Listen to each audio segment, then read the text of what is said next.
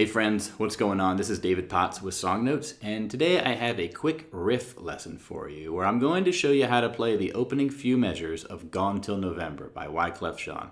So this is a very fun to play, recognizable finger-picking sequence. And in this lesson, I'm not only going to show you the finished tab, but I'm also going to talk about how to go about learning this and practicing it, okay? Because you see the finished product all at once, it's kind of not necessarily clear where you start, but I'm going to explain that. I'm going to talk about the chord that this whole riff is based off of. I'm going to talk about the key notes that give this riff its distinctive sound, and I'm going to talk about how you can layer on the technique part by part by part and practice it in sequence to arrive at that finished tab and be able to play it, okay? So let's dive on in.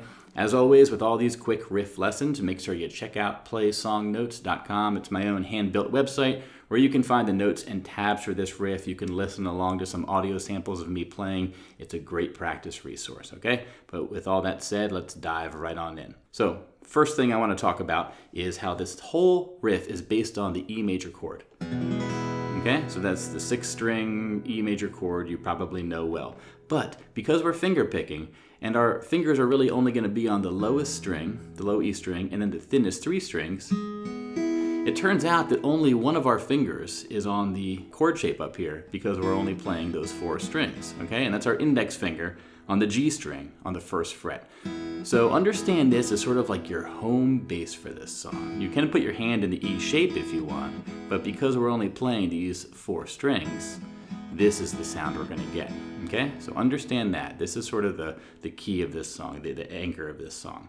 The next part I want to understand is talk about how the distinctive part of this song can be played entirely with this one finger on this one string. And what I mean by that is this.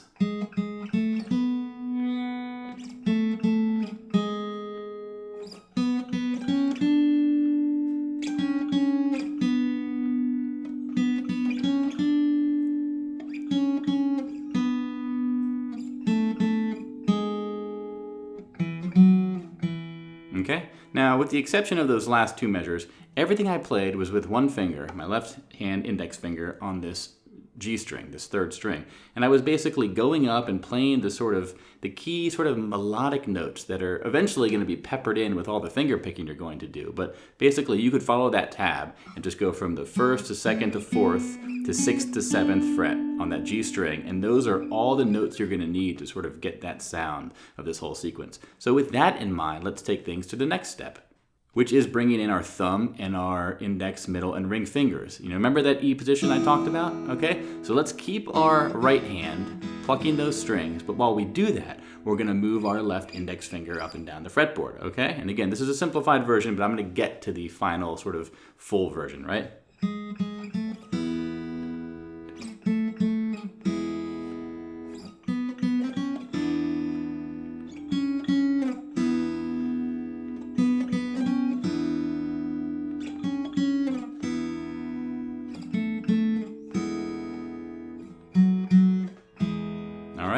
So again, the last 2 measures I had to go down to the 4th string, but again, everything else, my right hand was just staying on these 3 strings right here, and my left hand was just doing that same sequence from the 1st to 2nd to 4th to 6th to 7th and back down, okay, to get that key sound. And hopefully you could probably hear the sort of shape of this riff already sort of taking form. And let's take things one step further next, which is to add the simple arpeggios. And by that I mean with our right hand and these 3 fingers up here, instead of doing just a single pluck of all the strings at once, we're going to basically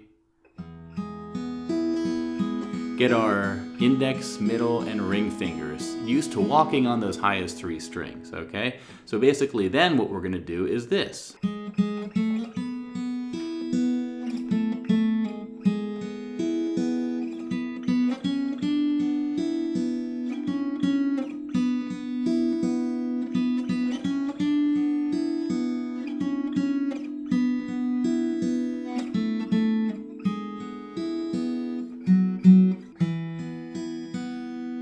Okay, so again, starting to take shape even more now. So that's actually the sort of easiest way you could sort of play this riff and make it recognizable. And it's not exactly how I think Wyclef plays it, but that's the simplest version. Now next, we're going to bump the difficulty up a little bit, but it's going to be in the sort of name and with the goal of getting that more full sound. And with this one, what we're going to do is instead of saying totally on that G string, you know, that one finger playing all those notes, we're going to sort of start to use the second string as well. So here the key thing is I'm going to, instead of just using my index finger, I'm going to bring in my middle finger on my left hand and my ring finger. So first, second, fourth, okay? Second, first, but here, watch. Fourth, second, third. When I say second, third, I'm going to the B string, the second string, okay? Okay? Fourth, second, third. Second, fourth. Second, first. Fourth on the fourth string. 2 on the fourth string, okay? So that's that last couple measures there where it gets a little bit lower and weird. But get used to this, because you can do this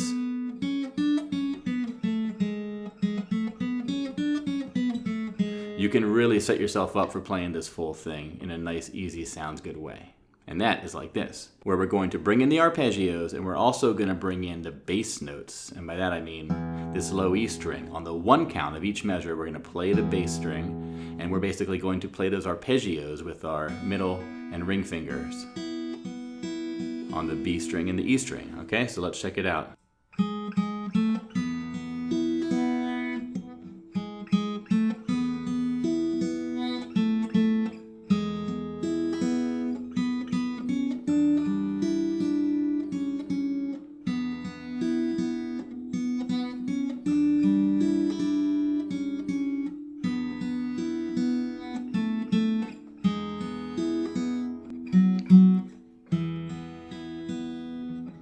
Okay, so that was a little bit trickier, but we're bringing in the bass note, we're bringing in these arpeggios, and it's really starting to sound like it. Now the last thing I want to talk about in order to really give this the full Wyclef sound is to add what I call fill notes. And what those are is check out the difference between this tab and this tab.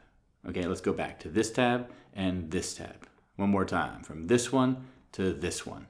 And you'll notice how in the current one I have up, you have a few more notes in there. And all that really is my fingers that are plucking, they're kind of never stopping, okay? They kind of don't let a lot of silence exist. They're sort of always just kind of delicately dancing on the strings, and that sounds good. But the important part is even though we're playing more notes, we're not necessarily trying to make things louder. We're more just kind of keeping the rhythm driving in a very subtle, nuanced way. And the key is there's certain notes you want to accent.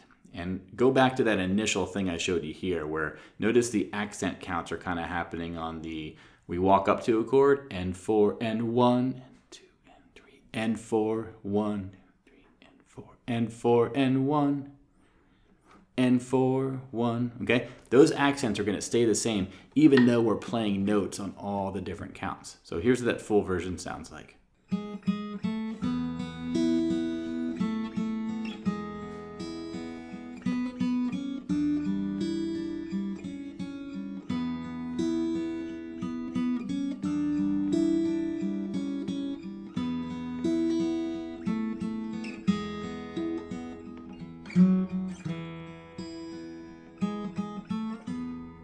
All right, so that's sort of how I got from the very beginning simplest version to this final version I just showed you. And I hope that this was helpful for you. If you really want to master it, spend time with it. This took me a few days of sort of working it out little by little, but as it goes, you spend a few days with something, it'll start coming together as if you're working on it in your sleep, okay? So again, check out the website, playsongnotes.com, if you want to find the notes and tabs for this. You can print them out. You can listen to the audio of me playing for sort of reference there. It's a great resource to have, but this has been David Potts with Song Notes. Have a great day. If you want to hear a lesson for this full version of the song, let me know. Maybe I'll do that. But otherwise, remember, I want you to pick up that guitar and play. Have a good day, my friends. Bye-bye.